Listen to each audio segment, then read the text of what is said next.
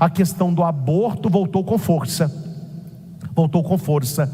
O que não passou no Senado, não vai passar nos deputados. Meu filho, daqui a pouco, numa canetada, o Brasil vai começar a fazer aborto até as 12 semanas, dizendo que aquela vida na mãe não é uma criança. Não é uma criança, então ela pode ser tirada. Meus irmãos, a questão do aborto é muito séria, e aqui eu faço apenas poucas colocações para que você pense. A primeira coisa que nós devemos falar quando o assunto é aborto é que o foco não está na mãe, o foco está no feto. Ah, padre, meu corpo, minhas regras. Concordo. Então corte o seu pé, arranque o seu olho, corte o seu dedo, porque é o seu corpo. A criança não é o seu corpo, a criança é uma outra vida que ali está. A criança está sendo formada. Eu não sei na cabeça desse povo, me desculpe aqui a franqueza, eu não sei na cabeça desse povo por que a vagina é um canal mágico. E eu explico porque que eu estou falando que na cabeça deles é um canal mágico. Porque enquanto aquele feto está na barriga, não é vida, pode ser tirado. Mas se passar pela vagina e nascer um nenê, não pode tocar mais, é uma vida. Que mágica é esta? Que mágica é essa? Que dentro não é e fora se torna. Como aquele médico cristão que foi atender uma mulher que estava de mãos dadas com um menino, e ela foi para abortar. E ela falou que não queria abortar do jeito dela, era para o médico ajudá-la. O médico disse: é muito arriscado o aborto, você pode morrer. Quem é esse garotinho aí? Ela falou: é meu filho. Vamos fazer o seguinte, se eu matá-lo, você não corre risco de vida nenhum. Vamos fazer o seguinte, a gente mata esse e você cria o que está na sua barriga aí. Que isso, não teu? Esse é meu filho. E o médico falou: e esse que está aí dentro? A única diferença dos dois é que um nasceu e o outro ainda não. Os dois são filhos. Os dois são filhos.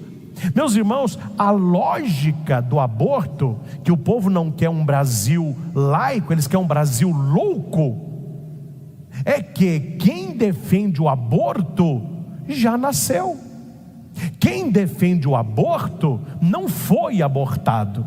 A questão que eu coloco é lógica. Eu não estou falando aqui de religião ainda, eu estou falando de lógica.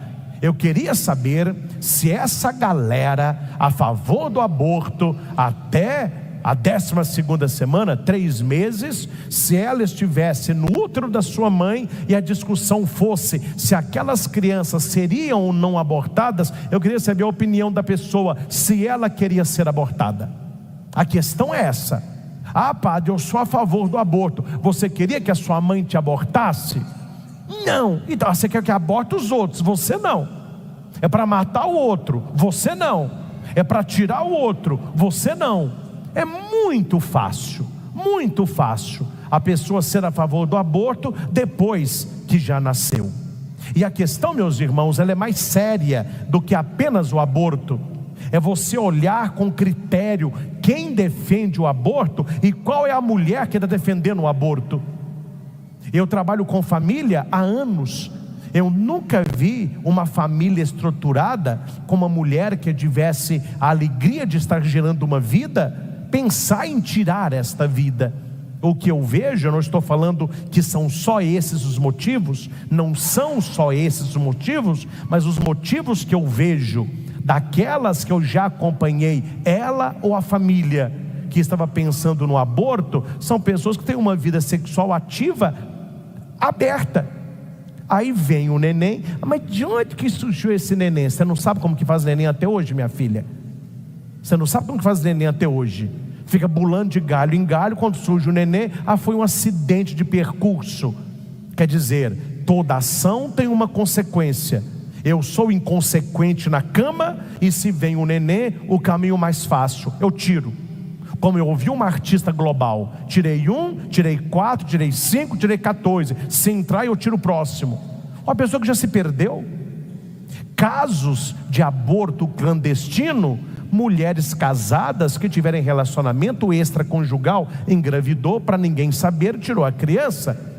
Maridos casados que pegaram mulheres também carentes, se abriram, engravidaram. Ele falou: eu pago o aborto, vamos tirar essa criança. Não estou falando que são só esses casos, mas os casos que eu já acompanhei, a temática era essa. Meus irmãos, a vida humana, ela é sagrada, e nós acreditamos, nós que somos cristãos católicos, nós acreditamos que a vida é sagrada do momento da concepção até a morte natural.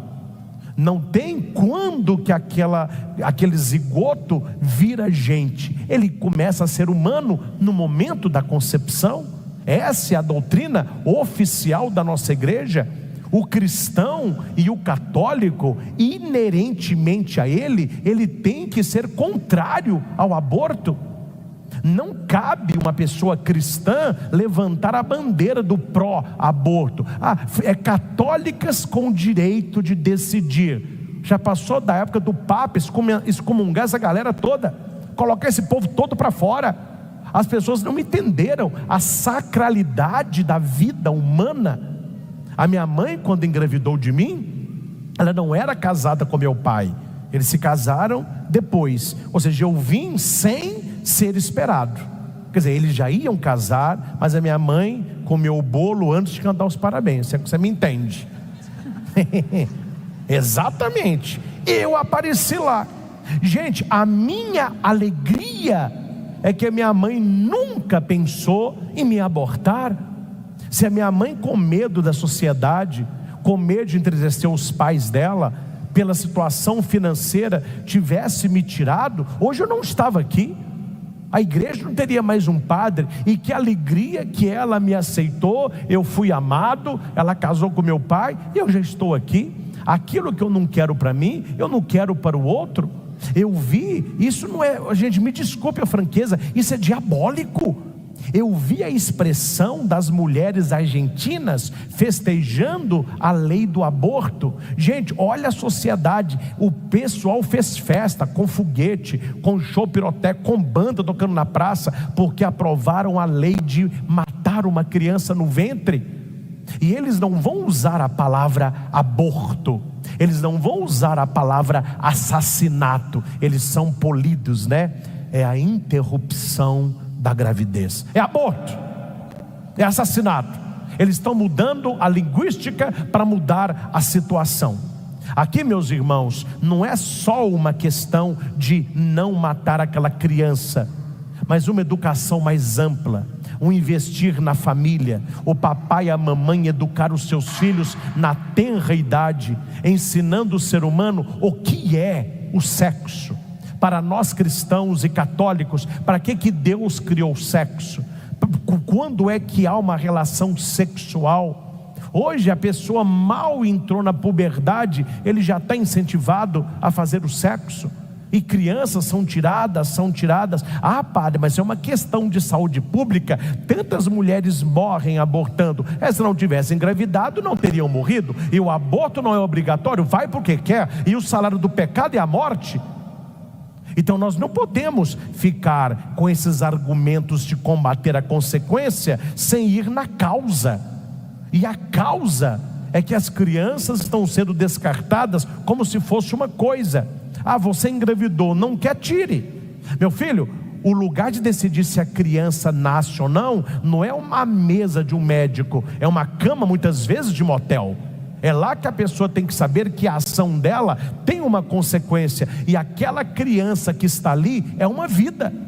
Não cabe na cabeça de um cristão católico, de maneira nenhuma, a hipótese de apoiar o aborto.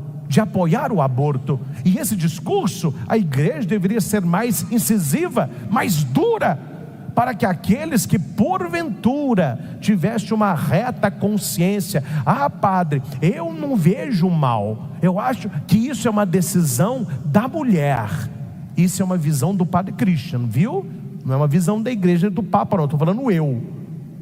E na minha visão, uma pessoa favorável ao aborto, ela não podia nem comungar, ela teria que ser impedida de receber a Sagrada Comunhão, porque ela está indo contra tudo aquilo que nós acreditamos da vida humana como dom.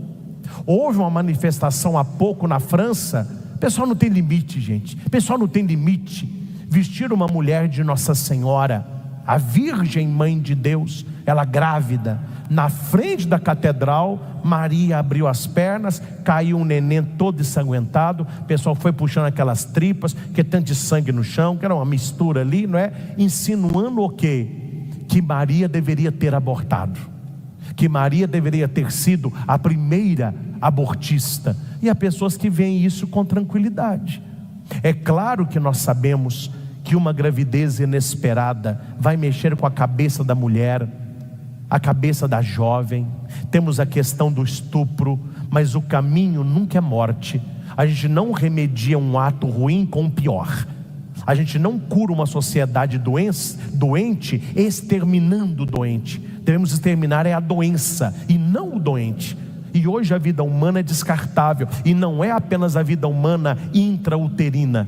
Hoje se mata por R$1, hoje se mata por uma briga, hoje se mata por uma vaga de carro. Se o ser humano perdeu o valor, mata-se idoso, mata-se homem, mata-se mulher, mata-se o feto. Meus irmãos, se este mal está pairando sobre o nosso país. O ser humano não tem direito nem da vida e nem da morte. Isso pertence unicamente a Deus. Nós que somos cristãos acreditamos que a vida e a morte estão nas mãos de Deus, e ninguém na face da terra tem direito de legislar sobre isso. E quem o faz comete pecado grave, e depois da morte terá que prestar contas a Deus. Ah, padre, eu não acredito no inferno. É, meu chapa, o dia que você está lá, você vai acreditar. O dia que você morrer e acordar lá, você vai acreditar. Deus, ele tarda, mas a justiça de Deus, ela não falta. Estas pessoas que estão exterminando vida humana, pervertendo as famílias, destruindo vidas no útero, elas terão que prestar conta a Deus. Com a vida humana não se brinca, e com as coisas de Deus não se brinca. Se a vida humana não fosse sagrada, Jesus não tinha morrido na cruz para nos salvar. Ele morreu na cruz para salvar a mim, para salvar a você e para salvar as crianças que têm sido descartadas como coisa.